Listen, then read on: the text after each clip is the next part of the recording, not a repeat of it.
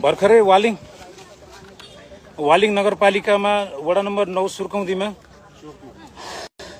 यो सुर्कौदीमा दरबार चोकमा वडा नम्बर 10 को वडा अध्यक्ष सुनिल खनालले मलाई र मेघ दाजुलाई हामी दुईटालाई बाइकमा रोकेर हामी भर्खरै विरोध कार्यक्रममा थियौं।